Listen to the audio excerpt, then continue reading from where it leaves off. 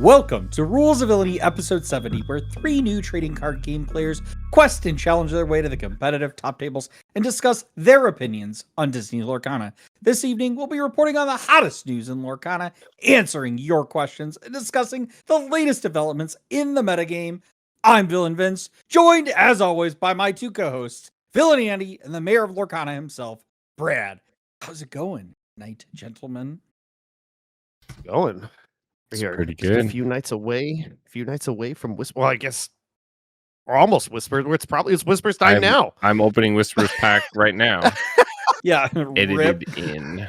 We'll edit. Actually, that I'm in. probably playing a sealed somewhere Yes. at the moment when you're listening to this. all over this weekend. There's big events. Can't wait. Gonna be fun. I am super excited. Well, we've got a packed episode, so we should get right into Underworld news. Like we said, by the time you're listening to this, Whispers in the Well has released. I hope you're getting all of the pack luck you deserve, although I really do hope I get an enchanted in my ongoing TikTok series at some point. But anyway, it's released at your local game store November 7th. Check out the Ravensburger Play Hub for all pre-release events at your local game stores in your area. In this set, don't forget, there's a buy a box promo, the Scar Yearly Prepared, and at select Disney locations, you can get Mulan Disguised Soldier while supplies last. And the Ravensburger exclusive event promo for Whispers in the Well is Jasmine Soothing Princess. Whispers in the Well releases November 14th in big box retailers. In other news, tickets for DLC Richmond go on sale on Monday, November 10th at 12 p.m. Central Time. They're going to be available on Eventbrite. I think all 3 of us are going to try to get tickets potentially, but that'll be in January Absolutely. 9th through 11th. Like I said, tickets go on sale Monday, so mark it on your calendars. And of course, from November 26th through the 30th at Thanksgiving weekend, you can get an exclusive Putting It All Together promo for the theatrical release of Zootopia 2 at Cinemark theaters in the United States and Canada while supplies last. And with that, Infinity and oh no, it's just Infinity. Infinity Weekend is your opportunity to get the exclusive non-foil A Whole New World full art promo. The event runs from December 12th through the 14th at participating local game stores. And this weekend here, we'll get an early look at the Whispers in the Well metagame with CCQ Utrecht. I believe Frank Karsten is playing in that event this weekend. That'll be the first major competition with Whispers in the Well, and we'll also get a final look at the Fable meta at the CCQ Paris, also happening this weekend. And that's the news! Over to you, Mr. Mayor, for our constituents' corner questions.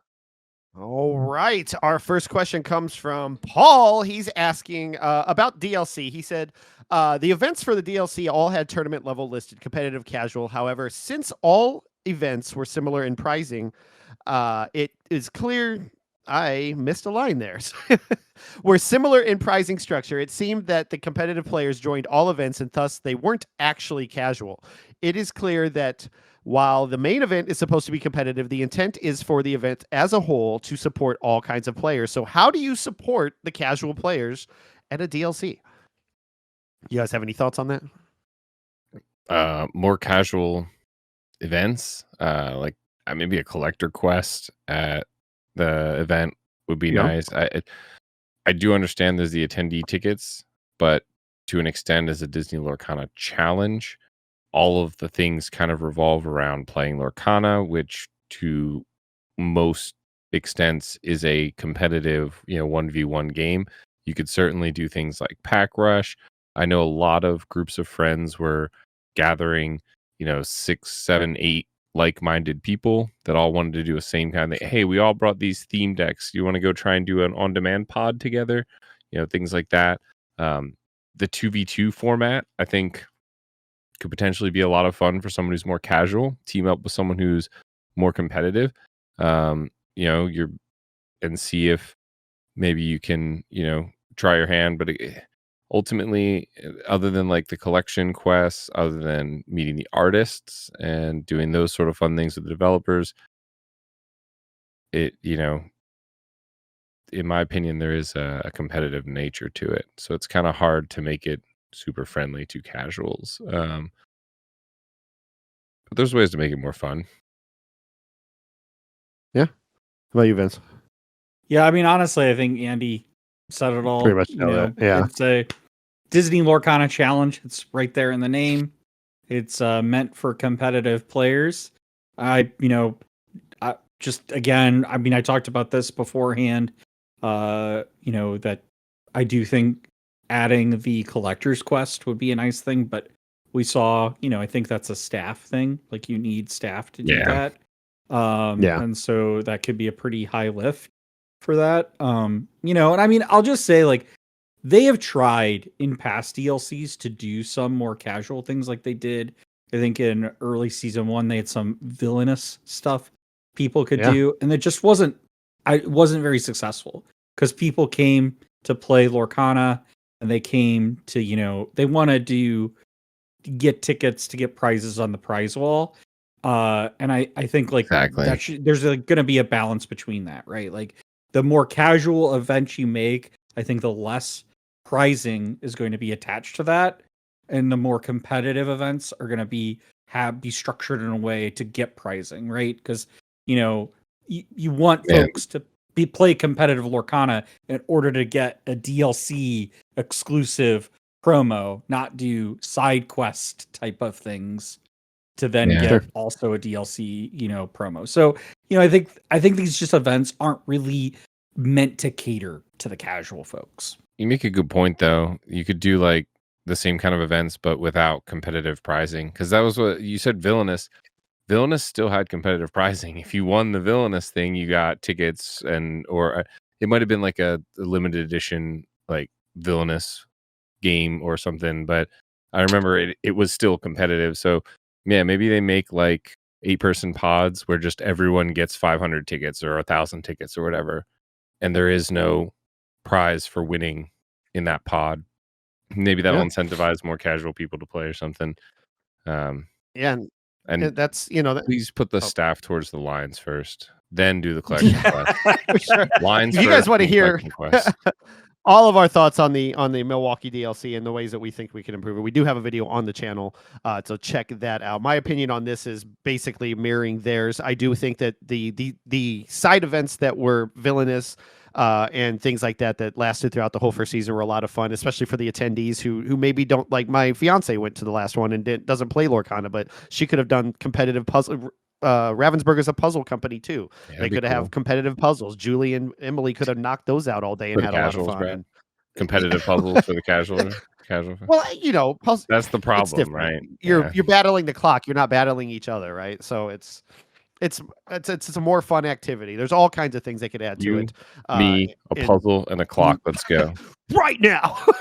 But also, Ravensburger has those exclusive Disney Lorcana puzzles too. So a puzzle company with Disney Lorcana puzzle. That'd be even better. You guys crushed one on Monday. Yeah. I didn't. But the only other thing I wanted to... I'm terrible. The only other thing I wanted to comment on, which you guys touched on kind of, was I hope that they start spending a lot more time focusing on the multiplayer. They have all these good cards in the game for multiplayer.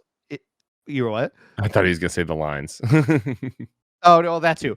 But multiplayer. There's so many good cards in the game that are clearly trigger better in multiplayer games and everything. And I think if they pay more attention and focus down on how to play a multiplayer game and make pods and everything for DLCs where a lot of people are congregated or out of the main event or just there attending, that it's a good opportunity to learn the game. It's a good opportunity to play the game and just have all these fun interactions that you wouldn't generally see in a one-on-one game and be a lot more fun to the casual crowd. But go read a sing together card.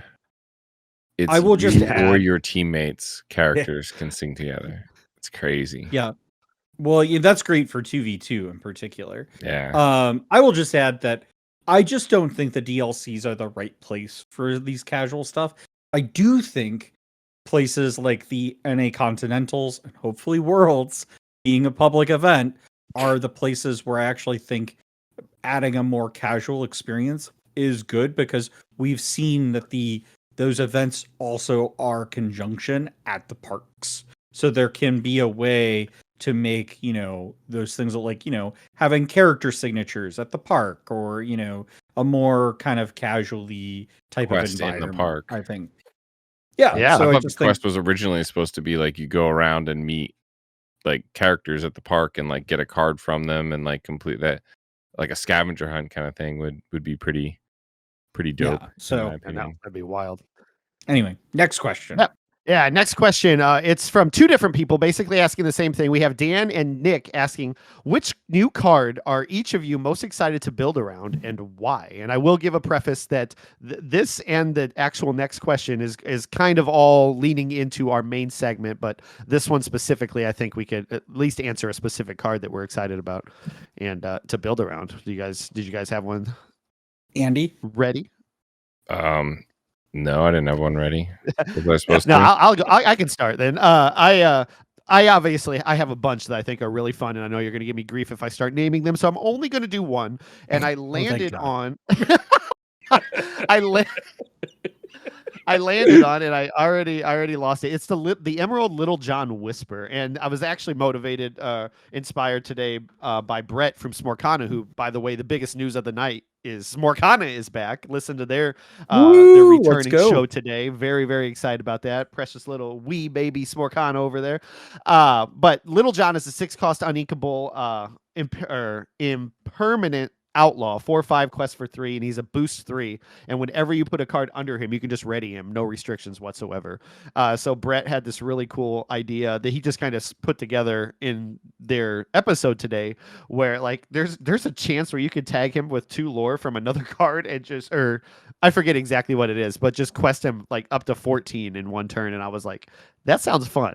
Like there's a way probably to work out some fun shenanigans with this Little John. And the ride home from work today, I was like, yeah, that's the card I'm gonna talk about tonight at this juncture of the podcast. But then I'd have to play Emerald again, which I'm both excited and not excited about. So I don't know, but it looks fun. What about you, Vince? So for me, it's the Headless Horseman, Terror of Sleepy Hollow. Is that the red or the steel one?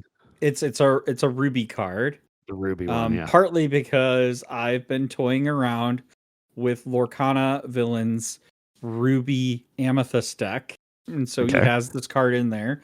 It's key kind of thing is when you play this character, banish chosen opposing character with 2 strength or less, and then during your turn, whenever an opposing character is banished, each of your other characters gets +1 strength this turn. Yep. And that ability stacks too.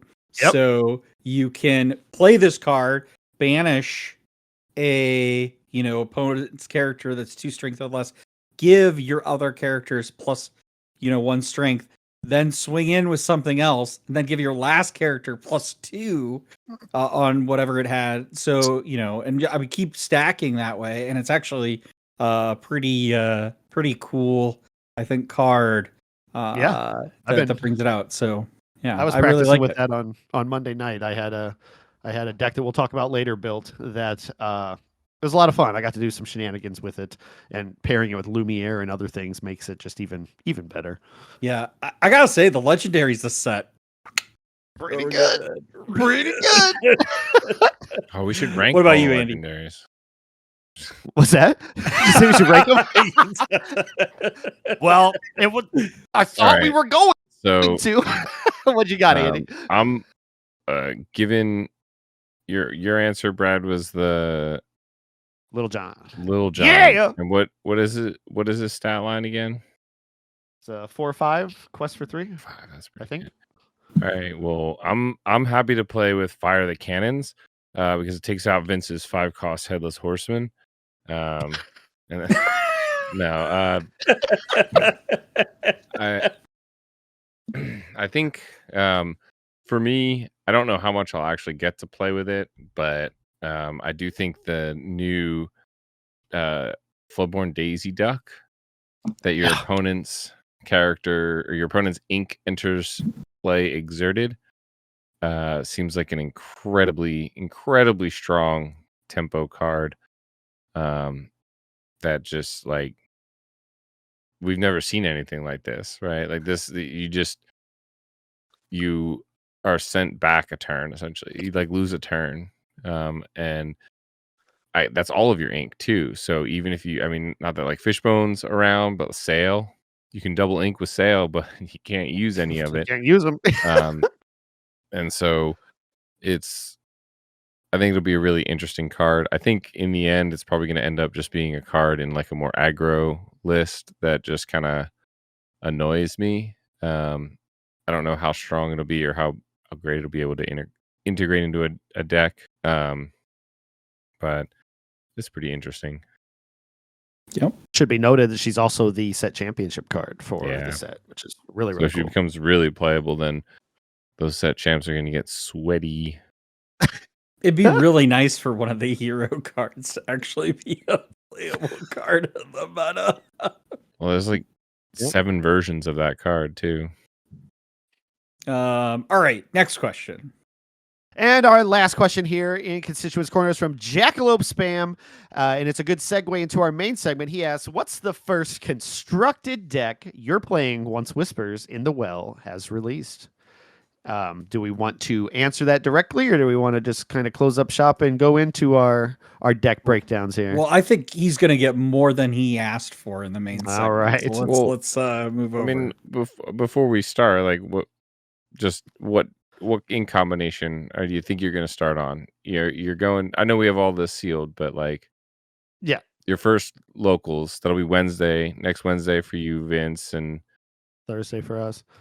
Yeah, Thursday for us. What are you bringing right now? We time traveled. Quick, sleep something up. You're late. It honestly depends on what I pull, but my eyes everything. are back. You got a playset of everything. You're good. I got a playset of everything. Yeah, you're good. You. Awesome. I don't have to buy anything. All right. I would say I'm currently the most curious about the new Ruby Simba, not Ruby Fossa, Ruby Simba. Is that Amber Ruby? Amber Ruby. Yep. Okay. We're going to talk more about it in the main segment. You're quick. He said it. You, Andy. Oh, me? Probably going to start with Amethyst Steel again, because that's where I left off this past set. Yeah, I've already started with Amethyst Steel. That's what I started. I played Monday. What? With illegal proxies, Vince? Oh my god. Oh my gosh. No. Oh my god, proxies. Oh my god, no. Proxies. I saw him. There were napkins. He wrote it down on a Sharpie in a napkin. Stuck the piece of napkin a little bit of fry sleeve. grease on it too from Wingstop. Yeah, Wingstop. Does Wingstop. Wingstop even have fries? I don't know. Everybody brings Wingstop to Monday Night League. I don't know why. I got to get on that train. It's right down the street. That's why. It is literally right down the street. You and Ryan both. It's always Wingstop, and I'm always regretful once you guys show up. I'm like, I should have got Wingstop. Before people think this is an not ad for Wingstop, yeah. I've had Wingstop once in my life because I heard all the hype about it, and it was pretty D tier. So, but whatever Vince was eating smelled yummy. Well, we know not to listen to your food takes. So maybe it's like a particular Wingstop. Maybe you gotta go the right one. All right, Vince. Wings of Villainy. You gonna end our segment for? Oh, sure. Yeah. If you guys would like your questions answered, if you guys would like your questions answered, please feel free to comment in the comments below here on YouTube, or hit us up on our socials at Rules of Villainy, or join our Discord with a link in the description to join the Constituents Corner channel and ask your questions there. Back to you, Vince. All right. So this main segment, we're going to talk about our initial thoughts on Whispers in the Well decks for the meta. These are just kind of our initial builds here. And some of them are, actually, we'll say most of them are not our builds. They're changes on other folks' builds. I built all three of mine. Yeah, sure you did. Card. I did. I put them all together. I believe it. Homework assignment. I know you and I didn't. So I'll go ahead and start off here with the villain Vince Purple Steel, if you will. I thought you just said you stole it. Now you're claiming I didn't steal it. I did build this. I looked at one and added 3 cards to it. No. This is like kind of a basis of an initial build from Thiago, but I did but there are a few changes here. So I have the 2-drop Violet Saber Wing. Violet? You're turning violet. Oh my gosh. 3-1. And I also do have the 6-drop Goliath. But basically, like, honestly, like the basis of this deck is kind of very similar to its Fabled. counterpart in that it just really adding more reliable characters here. So you have, the Black Heron, the what is it, Real Bad Egg, which is a 2/3/3. So that's basically like just a better Raja. Raja, Doesn't have the vanish keyword Yep. on it. And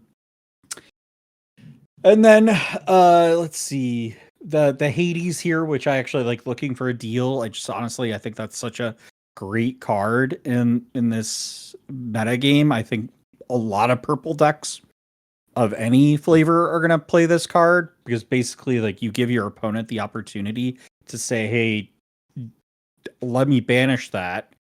And if you don't, I get to draw 2 cards. So either way you win, basically, that exchange. Either they, banish a character that you want off the board. It's bottom. We should be clear. We should be clear. Yeah, bottoming. Yeah, it does bottom bottom, deck, bottom to the end of the deck. Thank you. And a 5-cost 3/4 draw too is pretty good on its own.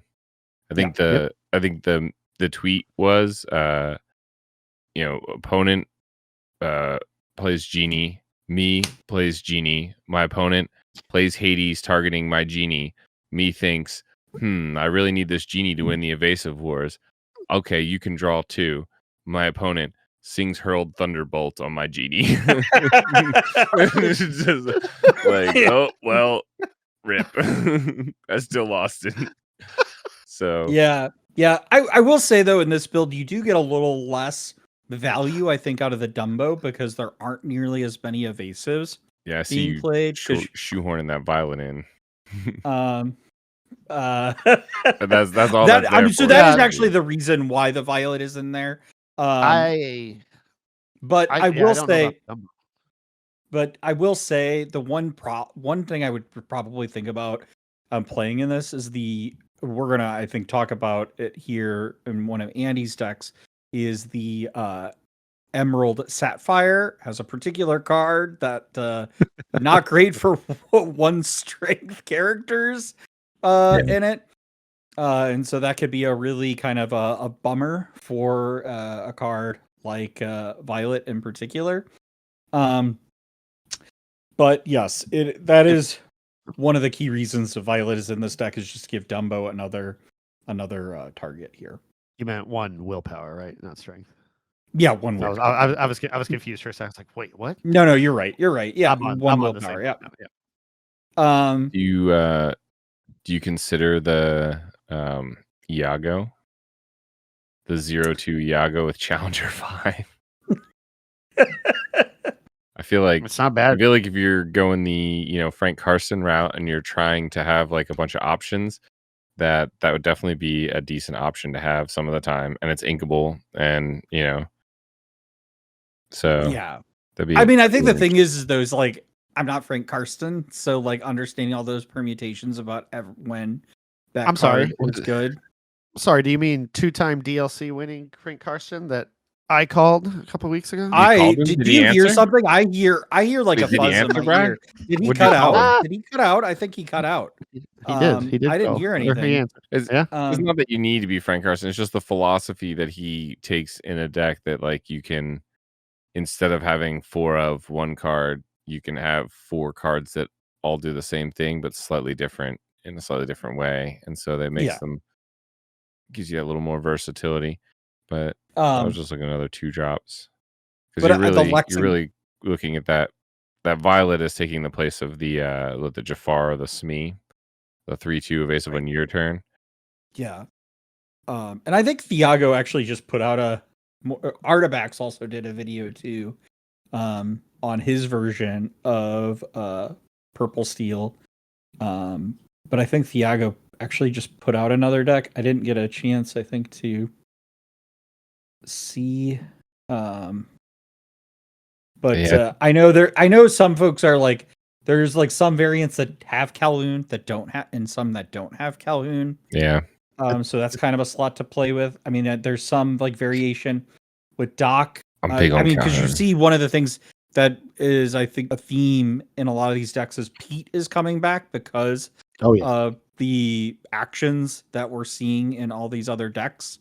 But I think the matchup I think this is actually probably worst against is the Emerald Sapphire matchup.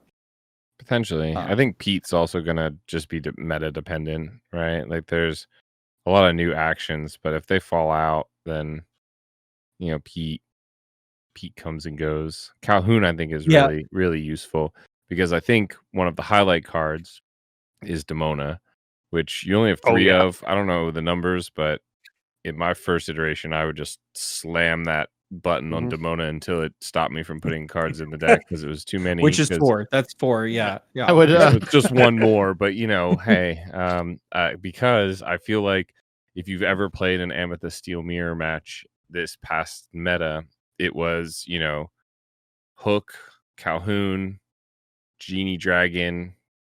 Basically, your don't Genie. turn anything Yeah, and you sideways just get until this you can win huge the war. board, 2, 3 rows. I remember one game I played, someone got like 2 rows of characters and then sang Strength on my elephant to take out my elephant because they were, 2 rows. not happy with it. But if you are going first and you hit that Demona, the game is just like over. And having Calhoun in that spot, I think, is much better than like the Black Heron.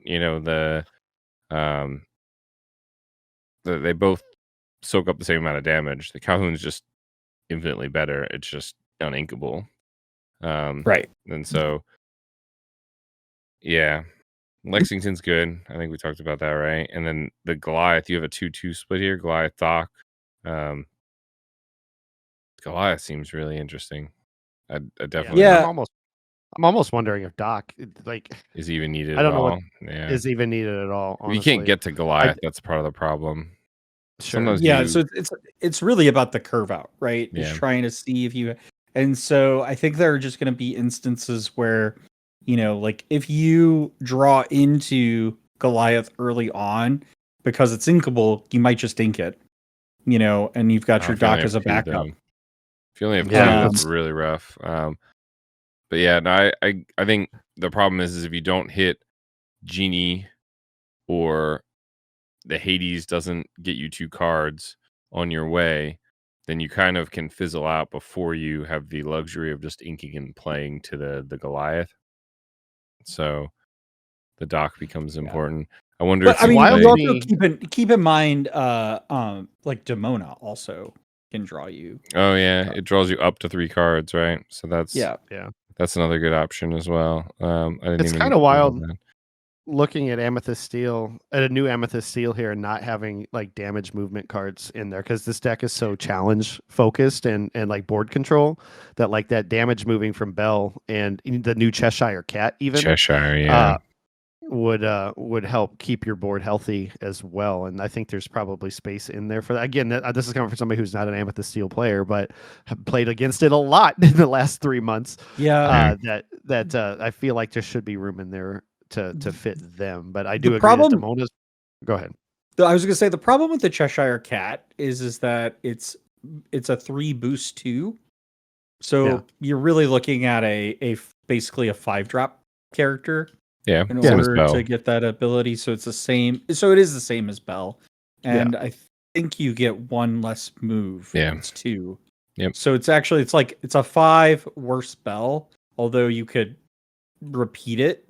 Yeah. You do it every turn, yeah. And if it lives, if it survives 1 turn, it's immediately better than Bell. It's kind of Dan was playing around with another boost character, which was the Ursula, which gives you lore and Whisper of Vanessa. So it's boost 1. So it's a 4/5 boost 1. While there's a card under this character, she gets +1 lore and gains evasive. So it becomes a 3/4/5 evasive. So you could play that on 5 and then boost, or play it on 6 and boost. The biggest problem with Ursula is it does nothing. You never want to play it on 6 and boost it right away. You'd always want to play the boost later, right? So you don't ever get punished for 100%. It's just one of those. It's like, I feel like there's better cards to play. I mean, the evasive is nice to be able to take something out, but imagine just playing like the Broadway, the 4-6 Quest for 2, or just something bigger at 5, a Hades, or maybe something not from this set. Am I thinking? Oh, Gantu. That's what I'm thinking of. You play Gantu, the 4-3 Quest for All hail. 4, because it's kind of just like So- a greedy play. Go for that lore. So this is kind of like the initial deck that I've been playing with, and I'm sure there are going to be tweaks to it as the meta develops. I'm not particularly sold on Violet, if I'm entirely. A lot of good options at 2. Like you can even play the item, the Junior Woodchuck Guidebook. Banish this, draw 2. That's not. Well, not isn't bad it at all. like it's pay 1. 2 banish. costs, pay 1, exert and banish, draw 2. So I mean, you could do it on 3 to draw, but you could also just play it on 2, and then next turn pay 1, draw 2, play Calhoun or something. Yeah. Now I will say there are cards in here I don't have, that were in my previous build. So you'll notice one is the White Rose. I don't have that, so there's no instant lore gain. Oh, you get the Cobra still. Well, yeah, you use Cobra, but conditional, right? Because you have to banish a card, discard a card. And then I also don't have Yzma. Yeah, that was probably the first one to go, though, right? Yzma's super strong, but too easy to get rid of. I feel like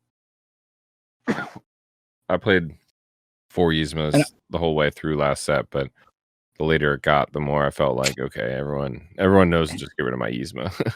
Yeah, and I kind of feel like it's probably a little bit easier to get rid of too. Yeah, right? Yeah, There's it was more easy to get removal rid of. tools. So Would it's just one of those. So it's one of those Yzma.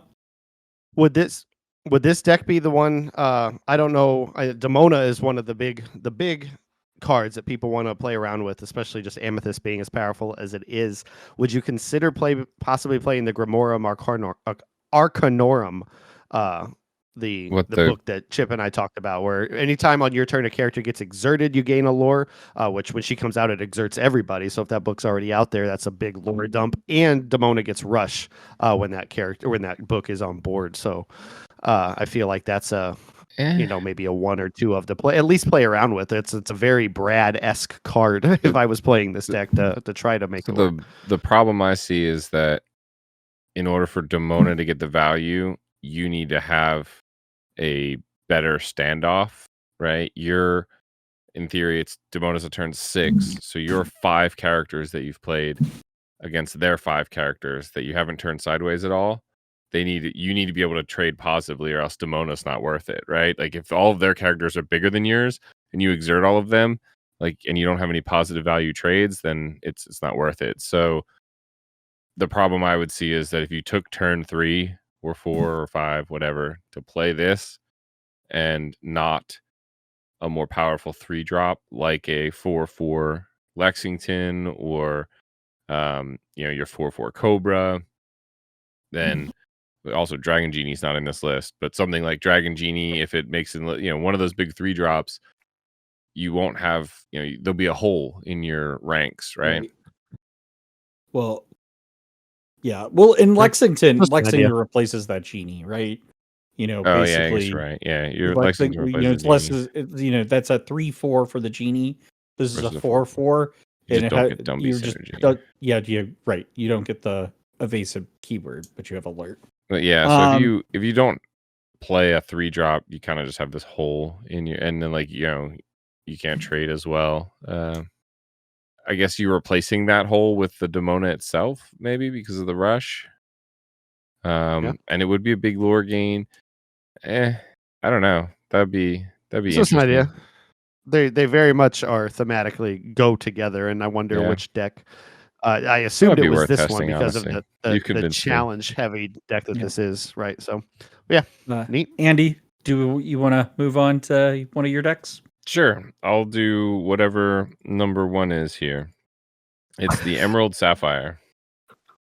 So honestly, I think I said this before we started recording, that I think this is like probably the hottest deck. I think most people think this is like the one to beat, or the big scary bad this set. And so, I wanted to throw something together. This probably isn't the greatest, but it essentially works exactly the same as last set, um, where you're just shifting into Big Clarabelle, you're dumping your hand, ramping up to Big Clarabelle, using removal tools like You're Welcome, Under the Sea still exists.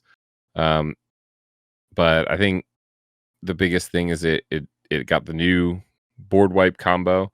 That's this malicious, mean, and scary, Ooh. which 3-cost song, put 1 damage counter on all characters, right? Yep. Or all It's a opposing put. characters. Yeah, Yep. it's a put 1 damage counter on each opposing character. So gets around ward, gets around resist. Vince's biggest nightmare with his resist crew. Then you just play this Prince Philip. It's a 9-cost or a shift 6. When you play this character, banish all opposing damage characters. So you've got the 3-drop. Timeout. Yeah, what's up? Does put get around ward? It does, yes.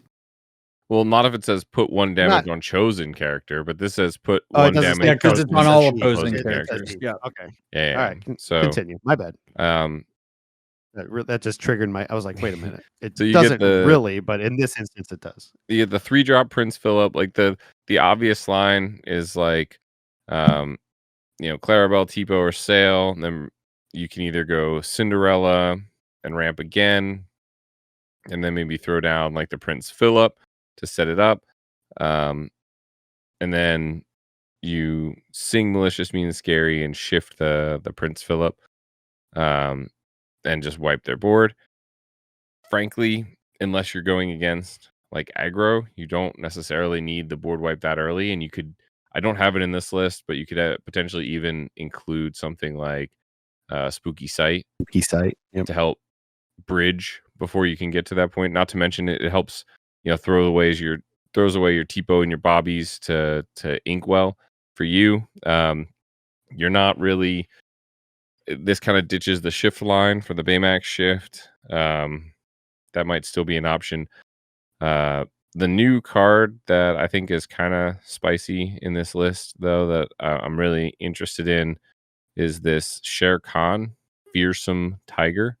It's a 6-cost uninkable 5/4 evasive quest for 2. It has On the Hunt. Whenever this character quests, banish chosen opposing damage character. Then you may put 1 damage counter on another chosen character. So kind of like, I love how it like takes something out and then like says, you're next, buddy. You're next. We're gonna go ahead and put this right here on you. And Give you a little nibble. You bet. You watch out. I got your scent for the next one. And it's a Luis Huerta card. So Always great. Great artist. So that's a spicy one to try. It helps put damage on. I've seen other builds with even more cards to put damage on. I personally just kind of like the Basil, the John Silver, the Hades, the ones that we're used to for just kind of removal.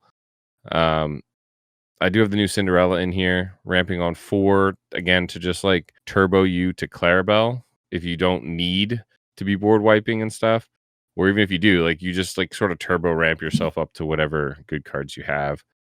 So I think the Cinderella is really, really nice. Yeah, that's pretty much it. It's like I said, it's not too much different from before. You got vision to find the cards. I've seen some play develop even. I'm a kind of just a fan of the Bobby because of the string cheese, but So Yeah. leaning tower of cheese, dude. So I've seen a lot of builds lean into the detective kind of synergies in this deck with, Basil as another 1-drop, the support, yeah, Judy Hopps, and then the shift Basil. the shift Judy Hopps, right? No, the shift. the 3 or the 4-drop, 3 or 4-drop, where she searches for other detectives. Well, they Right. did the 4, yeah. Yeah. So it searches for a detective. Yeah. And then the shift Judy Hopps as well, right? Which buffs all your detectives and is just a pretty good well- value card. One of the lists I'm looking at doesn't have that, but it Okay. does have that 6-drop Basil. Oh, the shift balls. Oh, okay. They'll like pay 1 when you ink to discard or whatever. Yeah. Okay, that's a detective as well. Yeah, I guess the 7 cost one is a detective as well. The 7 cost is as well, yeah. Interesting. So, Lots of decent. detectiving. I did not look So into there's- the detective line for Emerald Sapphire. I did Oh. for one of the other decks we'll talk about with Ruby Sapphire, but I ultimately didn't like it that much. It needs testing, but it just Yeah. didn't feel like that big of a payoff to have to put so many detectives in. I don't know. The testing that I did on Monday night with the deck that I'm about to talk about was up against a Ruby Sapphire. That was he brought out that Judy Hopps, and I was like, oh, just what Sapphire needs is more cards to scry through their deck and find find answers. But it seemed.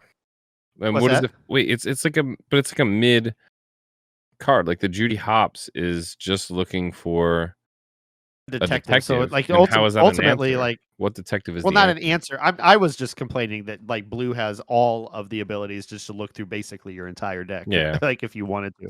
But that was just a little anecdote. But with her coming out on 4 or on turn 3, I guess if you're ramped before that, is that you're looking for probably the Flatfoot Donald Duck Flatfoot To just keep ramping. To keep ramping and get up to your Hades and all your big bombs there at the your shark, everything else there that's just It just feels insane to be at on turn 4 and 5. right. It just feels kind of mid to me. Like you could be like, you look at those top 3 cards, the best one you can find is that Flatfoot. Maybe a Mickey, like one of your other Mickeys. Judy Hopps or whatever. And so like you're getting these characters on the board, but you could also just play Cindy and do the same amount of ramp even faster, actually. So, it's like, Well, I mean, I think you would still play Cindy. Like you If don't. he, right, yeah, you if still he had play it as Cindy, well, but probably, like, yeah. I don't know. It felt Um, kind of mid. Yeah, I and will it's still say, early.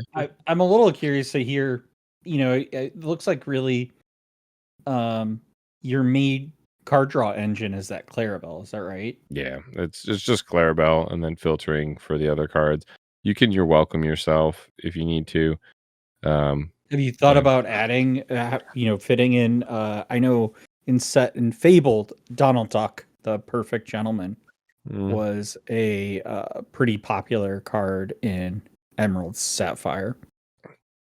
That's possible. I guess it You only got have cut one probably 4-drop. for the Cindy or the small Prince Philip. You almost don't even need the small Prince Philip, honestly, and you could probably play less medium Clarabelles or even small Clarabelles, and you could probably find room for the Donald Duck in there. Do you think that it's overboard on, like, I I'd want understand Bend though. why Heads Held High is in there, like for the Under the Sea combo, but You think that's like, overboard too? yeah, well, like you're already got 4 of Philip, trying to do the damage shift line, with the malicious, mean, and scary. Like, do you need 4 of malicious, mean, and scary, 2 Heads Held High, 3 Under the Seas, 4 Philip? Like that's a lot of board Yeah. wipe options, which I understand why, but maybe like Under the Seas keep. And again, this is coming from somebody who doesn't play this deck, but I'm like, if I'm trying to do the Philip thing, maybe I cut Under the Sea to 2. I cut the Heads Held High and make room for the Perfect Gentleman or something else at the 4 slot to give me a little bit more draw that the deck traditionally has had up until this point. Yeah, it Under the Sea I think will depend heavily on like if aggro remains in the format really at all and how many characters end up, because Under the Sea was still decent into Blurple, right? With Genies and Elsas, Tipo, Basil, and so I don't know. yeah, that's I could interesting. kind of see, depending on how the meta develops, Under the Sea being replaced out for Bend in the future. Yeah, I was gonna say if you have the Donald Duck Perfect Gentleman, I kind of want the Bend to my will in there as well, just so that you can help.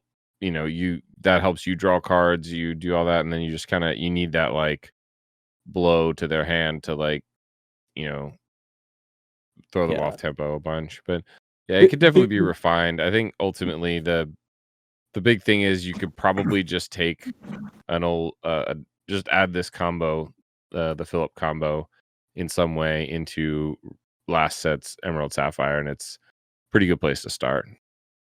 Yeah, I think that's right. And honestly, like the Prince Philip malicious, mean, and scary combo, I think basically accomplish what Under the Sea did. Yeah.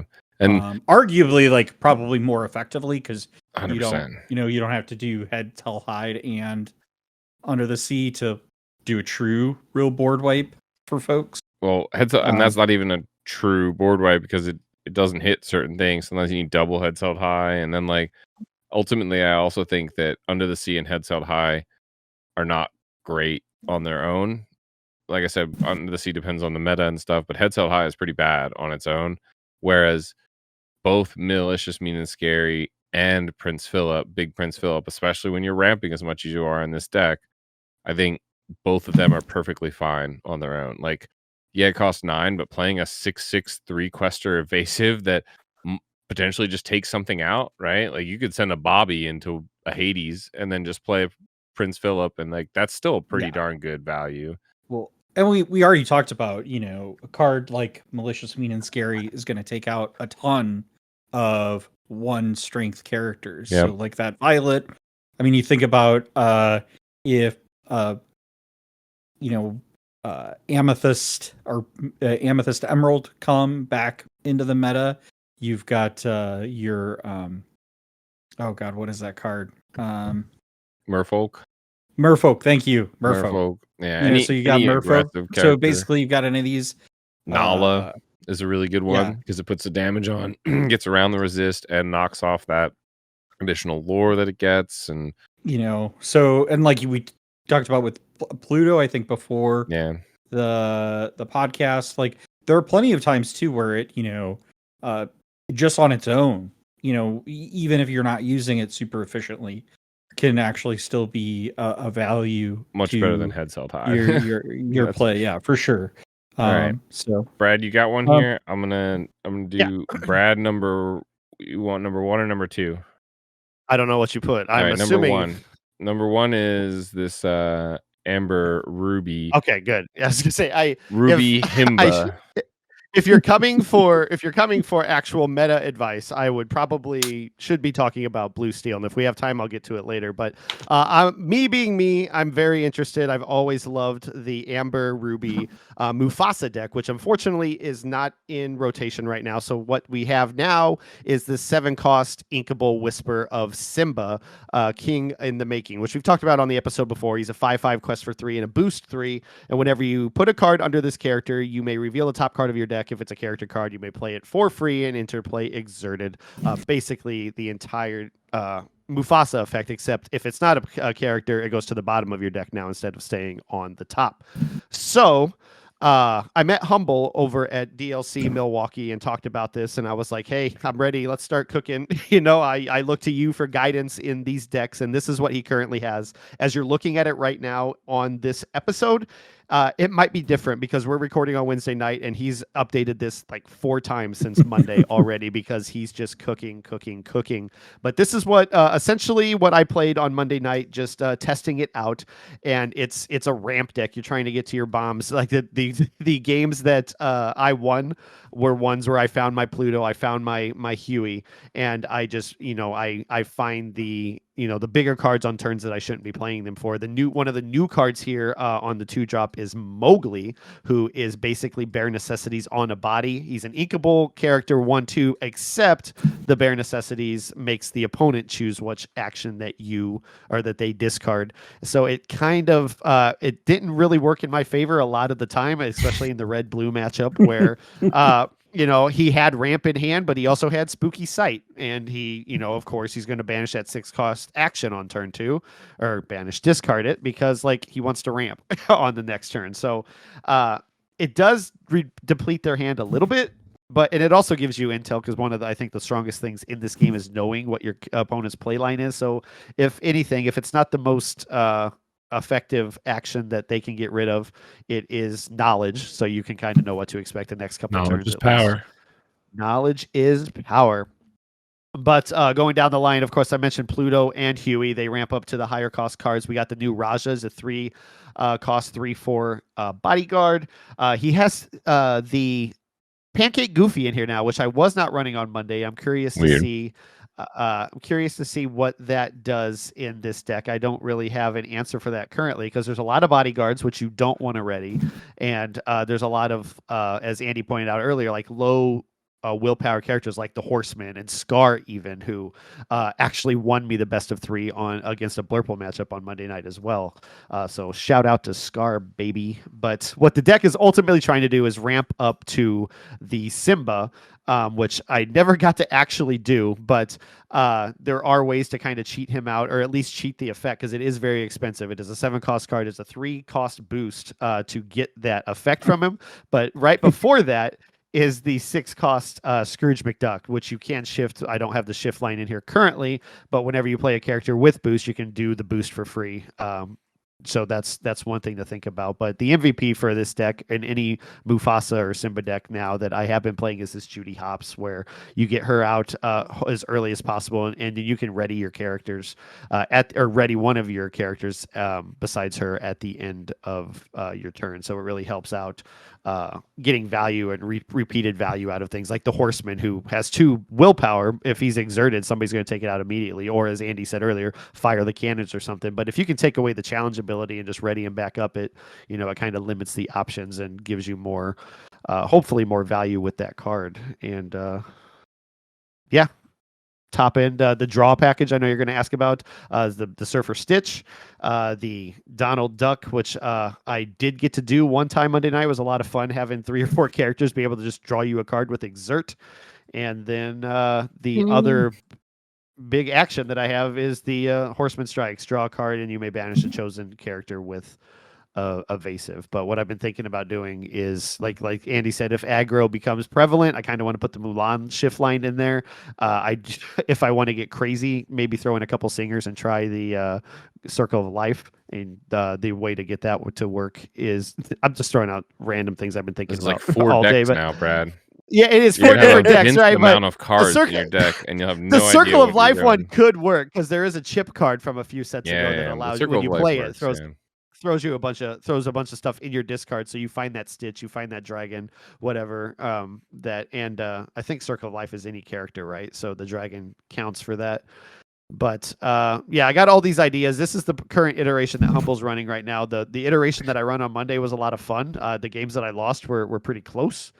But yeah, what do you guys think? I know you're not. You don't play a lot of. Confuses me, honestly. So I immediately thought, like, how are you getting to a 10-cost thing, right? Because for me, all of my cards need to bring value right off. There's none of this. You play me today, I'll give you an effect on Tuesday, right? We're not having none of that. Sure. I want value immediately, and 10 ink is what you need to do. So then you explain the Scrooge McDuck, so that's pretty nice too. However, this Scrooge McDuck needs to live.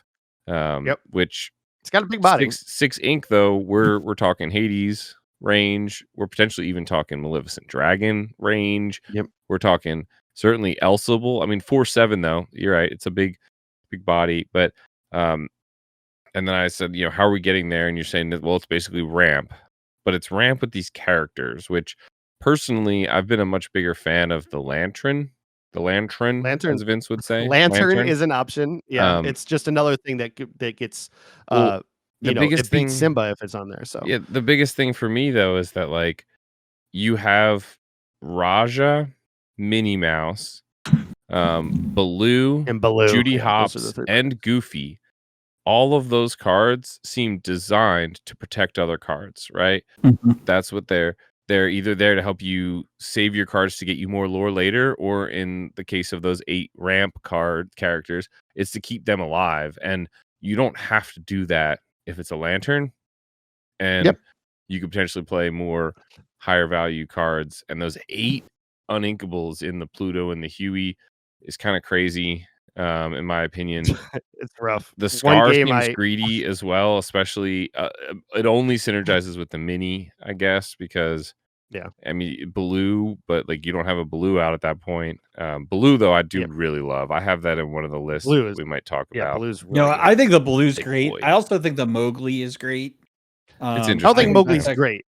Yeah, I like the knowledge that he gives, but like so far, it's just like I'd rather have Ludwig, but he's color locked, and then Bare Necessities isn't in rotation, correct? Yeah, If I'm I not think mistaken. But so maybe a he does what he's singing. supposed to. But yeah, I think maybe a singing approach might be a little better. You can ditch cards like, I'd be curious to see ditching Aladdin, Raja, maybe even like the Scar, and the like the 1 and the 2, the it's Huey and the Pluto, and having the red Ruby singer line, the Amber singer line, the Circle of yep. Life, Pirate's Life. What is the Look at This Family is another one that lets you draw more characters, and then you basically. I think that's color locked though. The Amber Amethyst, if I'm not No, that's mistaken. fantastical and No, it's magical. Oh, Look at This Well, Family Look at This is another thing together that I'm It- pretty it's sure a- is just Amber. it's an amber card. Yeah, but just other good value songs at Amber and Ruby that you could sing early, and then that one. that My bad.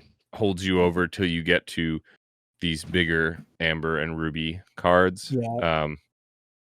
Ultimately, that's kind of the question I have. Is like, you have a lot of uninkables here, and I'm question is like how successful are you at getting out It's only these 14. big bodies? It's I've only played literally two best of threes with it so far, and it hasn't been too terrible. What happens is ultimately though, especially in the red blue matchup, was after the spooky scary I keep saying spooky sight. There were different cards in here at the time. Like everything went to the Inkwell, and like I was just top decking at that point. But I had a point before we went on about the. You got ramp And I help. You completely got help lost being it. ramped by. I got help being ramped there, but I didn't have the draw. But Pongo helps out quite a bit.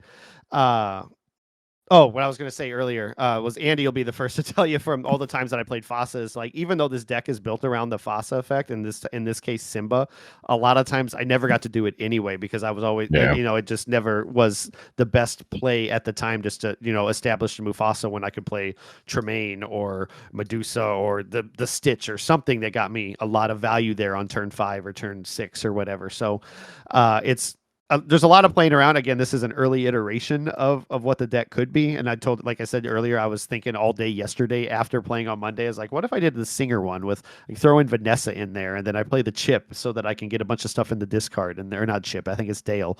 Put at least 3 things in the discard, and then play Circle of Life with a couple of singers and stuff. So there's a lot of things to play around with. What I was really impressed with was the Horseman. I got the Horseman out almost every game, and got to do a lot of shenanigans with him.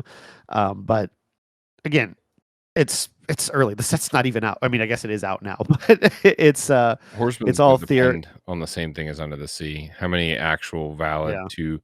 I do really like the Horseman strikes. Draw a card, banish an evasive. I definitely think evasive. I think that'll be valuable. It's not card draw, especially against that stupid.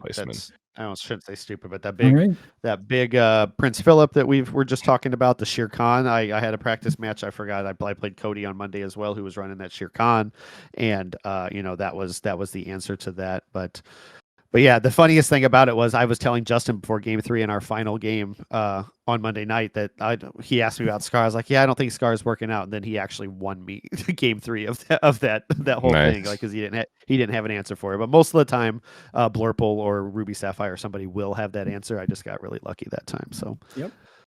Well, I think that's actually a good segue into the next deck here, which is Blurple. All right.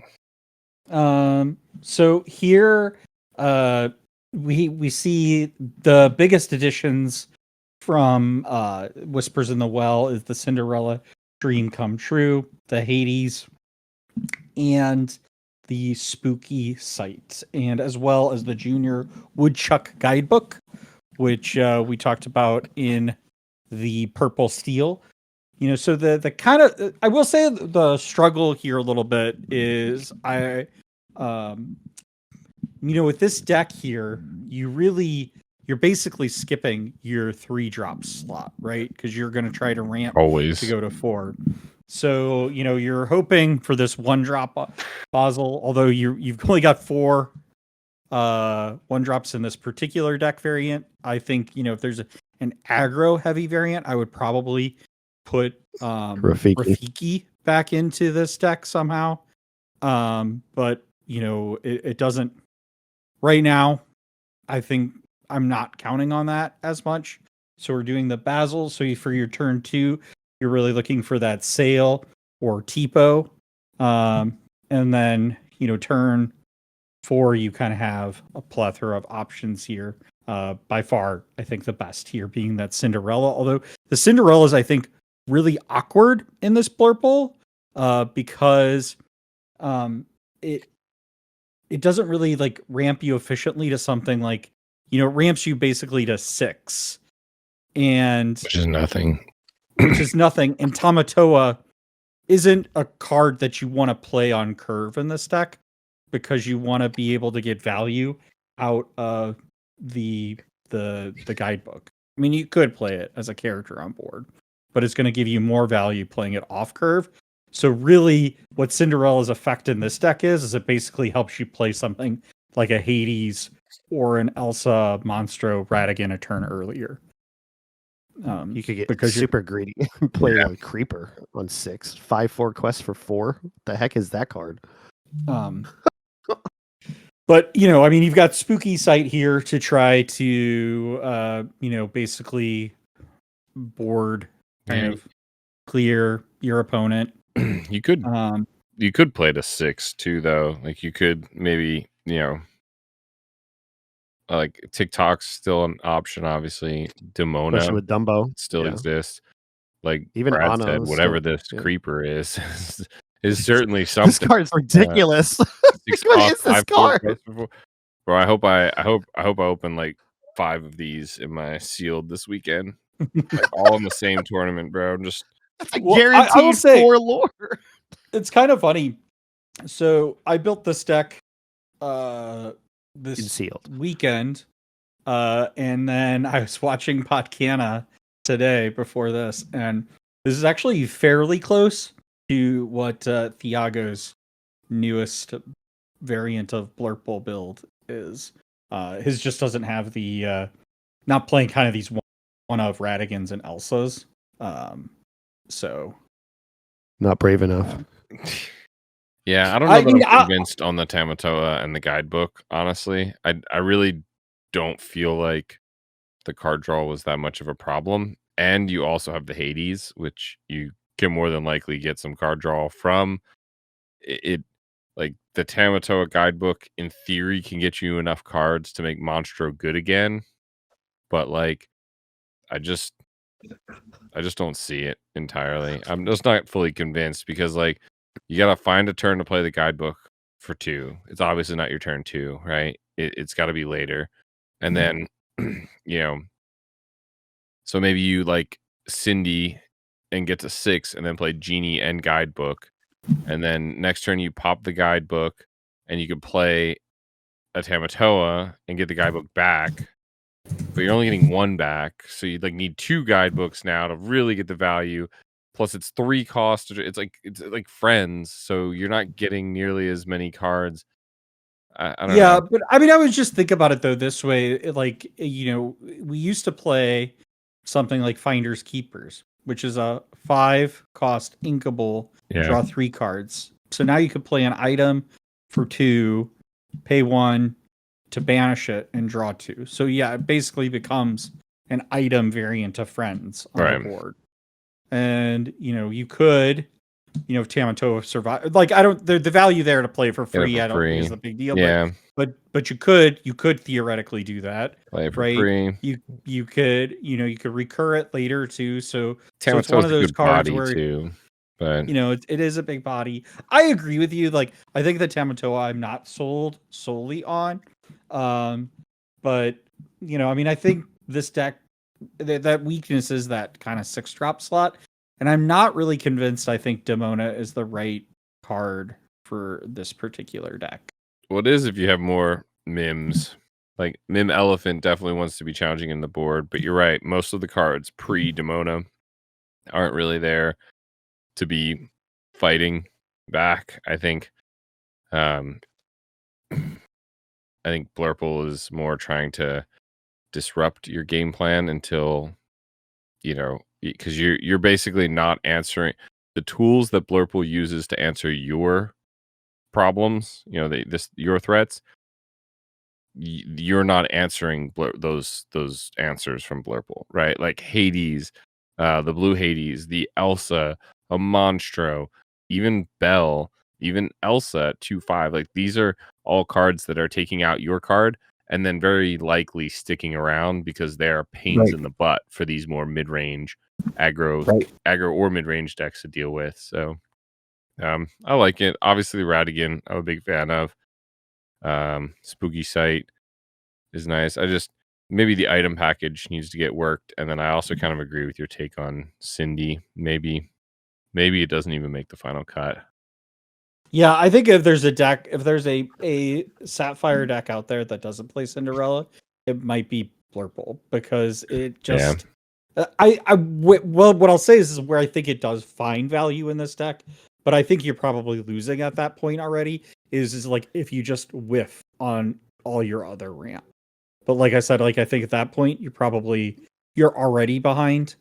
Right. Because like I mean, what are you playing at? It can help you catch up though. At 3, but yeah. So I mean, maybe in that case, like it is like a nice little like backup for it, but do we suspect that illusions are still going to be a thing? Like hypnotic strength seems maybe out of place at least in my. That could go. Just curious. I also was going to say we talked about it earlier, but the Bell versus the Cheshire Cat, you could also try Cheshires. Although I do think Bell with Cindy works better because if you think about it, if your Cindy survives on turn 4, on turn 5 you can play Bell and get another trigger of the Cinderella. Yeah, right, exactly. But you can't with Elsa because she's not a princess. No, she is a queen. She's not a villain either, which she should be. But I mean, honestly, that's probably what you would do. You would probably play. You even though you ramp to 6 on. Yeah, you play the Bell, but then you gotta have the damage. Play the Bell or Elsa. You would, yeah. So that, but I'm saying even though you ramp to 6, you're still probably playing a 5-drop in that. Right. Even though you could play 6. The Bell getting you the Cindy trigger, I realize probably doesn't work because between Basil, Tipo, Dumbo, Genie, Mim, you didn't play a Dumbo, Genie, or a Mim on 4. You played a Cindy instead, right? So the only thing you have that can hold damage is a Tipo or a Cindy, right? Like you gotta swing your Cindy into their lady and take 2 damage and then move 2 damage over to something else. It's not really set up for that. I think if I were to make a change though with what I've been playing, I agree with the hypnotic strength. I might replace that with a vision instead. Vision's always good. Just to be able to scry a little bit more efficiently through the deck. But that would be my big thing overall. But otherwise, I mean, I think this deck is actually pretty similar, and I think we're, basically, I think its matchups are pretty much the same as they were in Fabled, at least early on. Amber Steel just got it just fixed Spooky Sight. I think just immediately fixes the Amber Steel problem. Oh yeah, no, definitely got better there. Yeah, for sure. And it might have actually gotten worse into Emerald Sapphire, depending on that the Prince Philip and how that stuff how that cookie crumbles. But that it may. I mean, I will say, like, the thing, what was probably particularly bad is the bend version of that deck in previously. I think, I mean, especially when you're running cards like, Finders Keepers and you're able to draw a lot of cards. Yeah.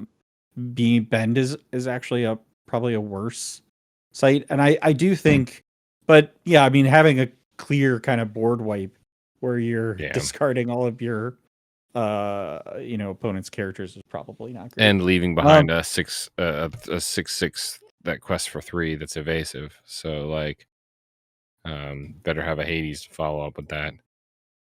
All right. Not great. All right, Andy. I've got another one here. Oh, this one's the fun one. This is Amber Sapphire because Brad told me I wouldn't, and I actually already had built it until I realized I should do the Emerald Sapphire. But this is Amber Sapphire, which honestly, like I said before, that Daisy Duck, that shift Daisy Duck is really just what kind of drove this list for me. Yep. I took some inspiration. I looked and I considered the detective package and stuff. I saw other lists that were doing that. I wasn't entirely convinced, so I don't really run the detective package in this. But I do really like the Down in New Orleans line.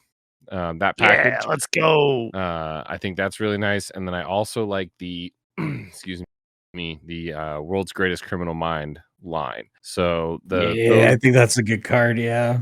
so the basic concepts here are you have Daisy on 1 that can shift into Big Daisy on 4, or on 3 after you've ramped on 2. Which I skipped the ramp on 2 here. I'm realizing now that maybe I should have just done that for more consistent Daisy lines, but it's an option. But you can shift into the Daisy Duck, or you have the support lines. So a lot of these characters will support Elonwe. Why do you have her instead of Basil? Just adding another detective. Well, I didn't need the detective, and And she's pretty. yeah, I liked this card. It seemed cool. It's the same stat line as Basil. You're right. I guess there's no princess synergy in here, but it could work if there was any sort of princess synergy. At first, I kind of just thought it was the Rapunzel. They looked similar, and I was like, But that's fair. I just need. If you go the detective synergy, the Basil definitely works better. But I dropped all those. Either way, you just want the support card because you have support, which works well with the Rapunzel, which means if you do support something, it can survive. So you can go this aggro method and kind of give your characters this protection. Which is also why I added the patch in there for the Thunderbolt line. I think Thunderbolt's a great card to hit off Down in New Orleans no matter what, along with this 6-cost Blue, which is an even better one to hit off of Down in New Orleans, to just sort of protect everything. But the other really big benefit of the support in this list is the Minnie Mouse / World's Greatest Criminal Mind. So you support your opponents, and then you use World's Greatest Criminal Mind or the Minnie Mouse to banish them, and it actually is quite a bit of removal, in my opinion. And so the 6-cost characters, or in my opinion, the 5+ the 5 and 6ers, that you would play in here are pretty variable. I just kind of, I sprinkled a few in there, sort of Salt Bay style. The Aurora that gives everything ward. This new Genie that's a 4/7 quest for 2 is kind of bonkers. You rub my lamp. Yeah, I rubbed his lamp. So the Calhoun, I know Brad has played in the Dino deck before. She's so good. I did throw the Horseman Strikes in there. I think that's a decent card if it's, depending on how much the how much it like evasives come into the meta. But obviously Ludwig's a great card, Mowgli's a great card. I'm interested why you didn't, like, I know you have 18 Uninkables here, which is probably the reason why, but I would double down on Ludwig and be 4 of, because he's so, you get to pick what it is and it automatically goes to your Inkwell no matter what happens to him. I'd probably see the problem I didn't like was that, like, I guess instead of the Mowgli, the problem I didn't like with Ludwig is that, like, I have to swing him in. Otherwise, like, I could get in this instance where you do with like a Diablo sometimes, where you quest and you're like, go ahead, take me out, I could draw a card. And then they don't, and you like quest and quest and quest, and you're like, okay, yes, I've gotten 4 lore off of this character, but I kind of really wanted that ink like 3 turns ago, mate. And you never really want to just throw it in and hit.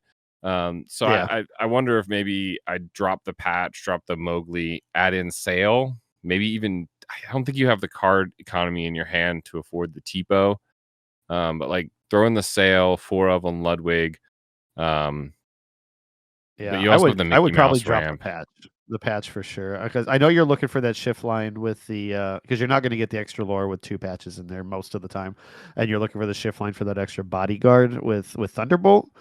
But with your 8 1-drops that you have already, I think patch could probably go make that 4 The patch Ludwigs was just there for instead. the Thunderbolt shift. Exactly. Yeah, I know. Yeah. I figured that. Yeah. Yeah. But then if you don't get the ramp from Ludwig that you do want, you are still ramping on 3 with Mickey too. Yeah. So it's I also considered getting rid of the Mickey as well, thinking that might not have been needed.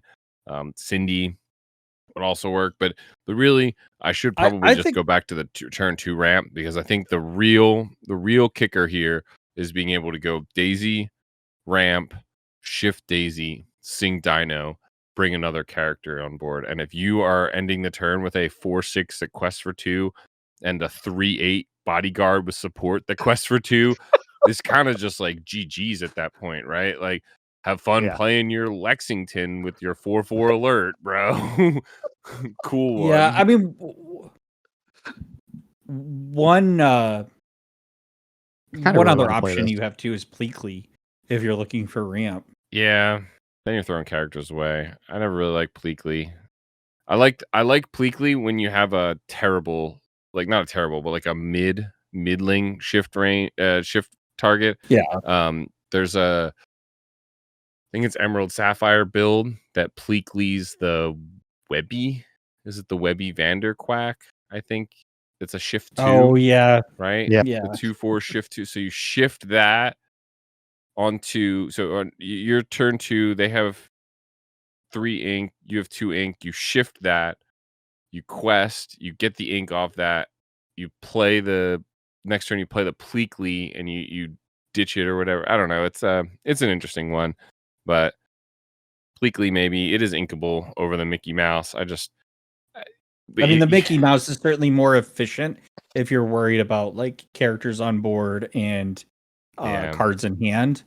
It also would do better in aggro. This deck is going to be too slow into aggro and not strong enough necessarily into aggro. The support might help you be able to do some of the math, but there's not a lot of big heavy challengers here. Yeah. But I'm definitely with Brad that I think patch is probably the easiest. Yeah.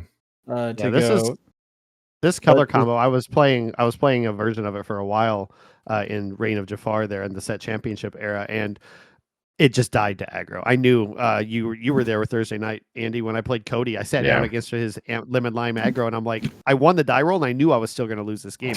I scooped and didn't even play game 2 because I'm like, I'm not doing this again because there's nothing aggro that's is pretty going degenerate, but there's no way to keep up with that. No matter if I get Gaston out on turn 4 with Naveen singing Dino, it just doesn't work. All right, let's go to the last deck.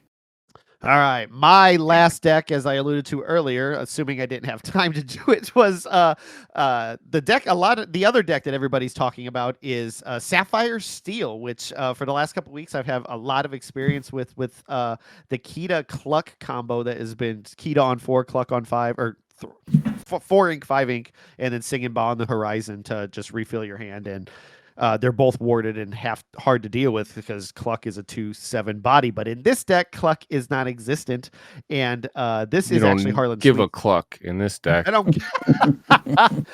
This is actually Harlan Sweet's deck, and the only one that I've had time to play around with a little bit, but not much different than the deck that I have built already. The new cards are the Lexington that we've talked about a few times already. The 3-cost 4/4 quest for 1 and has alert. The 4-cost Cinderella, who is just a beautiful card and even more beautiful enchanted, that is going to be in almost every Sapphire deck. And then the big one. The big one is Goliath, the clan leader. 6-cost inkable, 6/5 quest for 2. He has 2 abilities. The first one is Dusk to Dawn. At the end of each player's turn, if they have more than 2 cards in their hand, they choose and discard cards until they have 2. If they have fewer than 2 cards, they draw until they have 2. And Stone by Day, which I think every single gargoyle has, is if you have 3 or more cards in your hand, this character can't ready. With Goliath. Yeah. You guaranteed not to. Exactly. So the goal of this deck, one more new card, is Diet Zeus as well. He heralded his Thunderbolt. He heralded his Thunderbolt. There's a sound bite for everybody. But the goal of this deck is you get so much ink with this as well. You Captain Hook on 1, Tipo on 2. You could bleakly your own Tipo if you need to, but most of the time on 4 you're looking for that Cinderella or Kita. Kita allows you to kind of siphon off your deck and figure out what you want to put in your ink on, what you want to draw the next turn. But you're getting to 6 cost or 6 ink so quickly for the Goliath or the Tink if you need some early board aggression for aggro, something like aggro that's plaguing early sets and I guess late sets in the phase of Fabled. And then of course following that up is Hades and Vincenzo, Vince's favorite card. And notably, But Kita and Jasmine are both princesses, so they can trigger Cindy again. they can trigger the Cindy. They can sing. They Namari as well. Namari's a princess. Namari is a princess. She thought she was And a a bad villain. guy. Yep. Yeah, Well, she's both. Evil princess. This deck actually probably has the most synergy of so far of the. Are you a good princess or a bad princess? I don't know. I don't know what princess I am. But the hand replenishment in this deck is Beyond the Horizon. You can sing it really early. Hades and Vincenzo can sing it by themselves when you get to that late game. So you're constantly getting the 3 cards there if you don't have Goliath to get those 2. It's a pretty mean deck. By the end of the game, you have 10 to 15, probably closer to 15 ink because there's so much happen, especially in the mirror match. Every deck that I've played this deck into in my testing so far has just been the mirror match, which tells me that I think Sapphire Steel is back on the up and up. But even before the Whispers meta, I've had a lot of fun playing the Kita Cluck version of this as well, where you get both of those down. They both have ward. You're guaranteed to basically sing Beyond the Horizon the next turn. And against Blurple, it felt so good always because Blurple's still on 4 or 5 cards in their hand, or maybe even more. Yep. And you're disrupting them. You're getting 3 cards back. You have all your ink to play with. They have to go through the Kita or the Cluck Bodyguard, which I still think I want to kind of play around with in here if possible. But there's a lot of time to figure that out. But it's a lot of fun, and it feels good to. Sapphire Steel was for a little bit was my jam, and set 3 and 4, Andy, that we had a bunch of mirror matches, the Cogsworth battles, Cogsworth and friends. Back when it was playable. What? Yeah. Excuse me. Sorry. I had a. But yeah. So far feels like it's a lot of fun, and a lot of people are talking about it. So be on the lookout for variations of this as the Whispers is developing. Yeah, maybe we'll see some of them in the weekly meta reports. Absolutely. Maybe. All right. And with that, we'll get to Villain of the Set.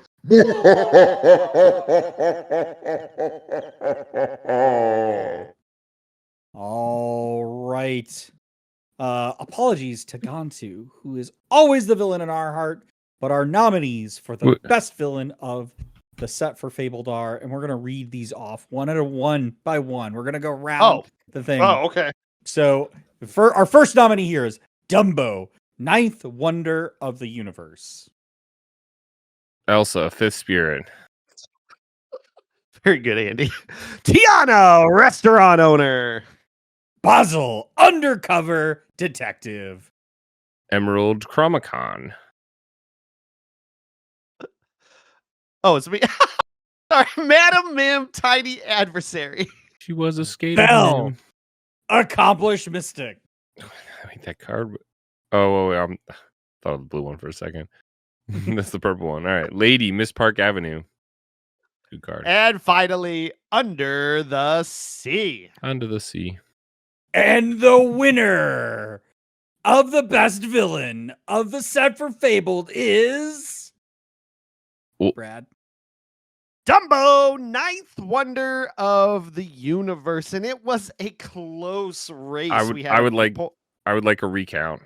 I so probably should. There are two guests of our show that I know, unfortunately, due to their age, are not able to participate in this Discord survey, and I believe both of them would vote for Under the Sea, which, if I'm looking at these results, would put that one above Dumbo, 9th wonder of the universe. So I'll leave it up to you, No, Brad, I'm just the gonna say, arbitrator of this vote. But I the think rules of the of them are the rules. All right.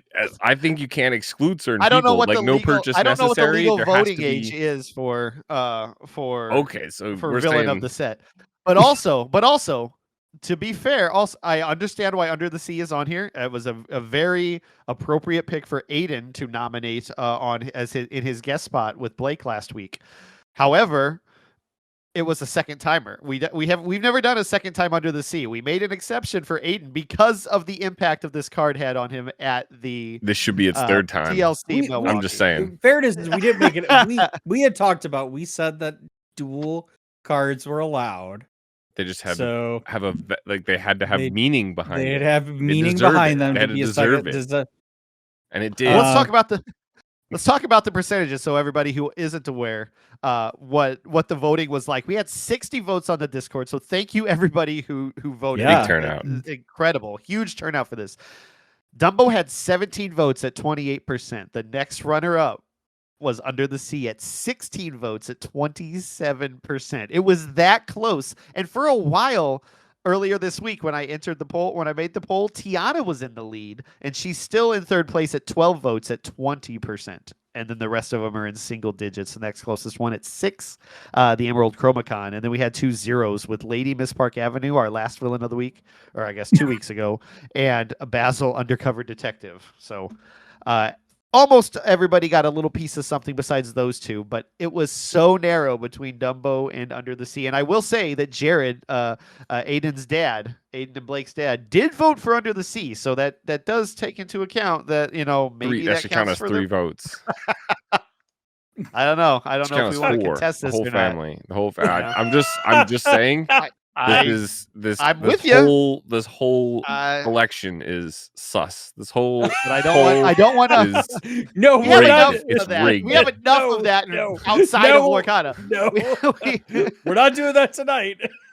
But I don't want to undermine the other 60 or 59 people who voted here and made this possible. So I think that we have to keep it as Dumbo, who, in fairness, was a very impactful card and expensive card, lame card, if you will, throughout the fabled meta. Overhyped. I will say, I think Tiana was more of a problem than Dumbo was, but I was the one playing Dumbo, so yeah. I don't know. We didn't make the rules. Tiana's more of a Discord problem. makes the rules on who is eligible to participate. All right, I'm just saying. I'm just saying. Don't get mad at us. Get mad at. We're lucky we're not giving something away this time, or we might have some legal, no purchase necessary rules that'll. If they had sent us a postcard, This is know. actually the first time Vince, the results have been visible to everybody before we release the podcast. And Paul has already commented. So was this based on the price of the card or the impact on the game? I feel like Tiana made Amethyst Steel viable, whereas Dumbo just made a couple of decks better, but they were still viable without it. So already some contention in the Discord about the results here, and I don't blame him. It's a controversial choice.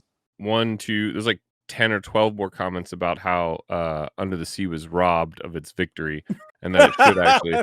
Wow, the Discord just popping off. I'm gonna have to mute this channel. You're gonna have to join the Discord and check it out. Be sure to put in the comments down below if you feel Under the Sea was robbed of this victory for villain. I wonder who you voted for, Andy. Did you vote for Under the Sea? I voted for Skaterman. I'm joking. I voted for Under the Sea. Of course.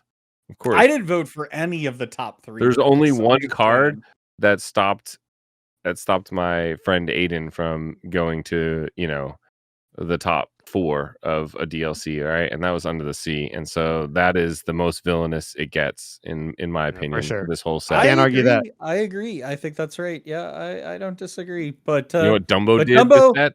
Get inked a lot. That's what it did. Brad wants to talk about his hot takes of the set. We should go back to our hot takes, Andy, when we said that Dumbo was overrated. Yeah, we were wrong. We were way wrong. It was villain of the set, apparently. That was apparently in Brad's, that was just us coping because we Brad didn't have prepared, any. yeah. And now, how many do you have, Andy? Like 20? Dumbos. I have 2 of them. Yeah, I Yeah, gotta I get have 2 of so them back many. to you. I have so many Dumbos. I don't even know what to do with them. They're just like in my bulk bin. They're such a bad card. I can only play 4 inkable Dumbies in my deck. Build more Alright. purple decks then. Take it away, Vince.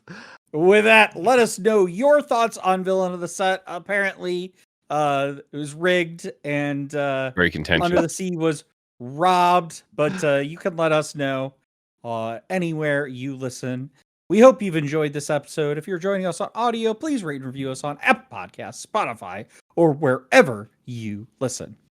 And if you're joining us on YouTube, which if you're not, you really should. These guys bullied me into doing graphics this time, so there's stuff to look at. Come hang out, and when you do, like, subscribe, ring the bell so you can be notified of all of our other fun content. The visuals are pretty. We will be back on Deck Test Tuesday, starting this coming Tuesday with some new decks from the new set with whatever cards we happen to open over the weekend. We've got the meta report should be starting back up in a week or so here. Probably not this Monday, but the next Monday. And Send me all your Vince is sealed decks. still looking for an enchanted on TikTok, so be sure to check all that stuff out. And we understand your time is valuable, so we appreciate you spending a little bit of it with us. If you would like to follow along as we plot our devious plans, consider following us on the socials. We're on Instagram, Blue Sky, TikTok, and the platform formerly known as Twitter @Rules of Villainy. We also have a growing community on Discord, which you can join with the link below. Until next week, stay safe, fellow villains. Be wary of wannabe heroes who want to disrupt your villainous plan. And as always, remember the rules of villainy.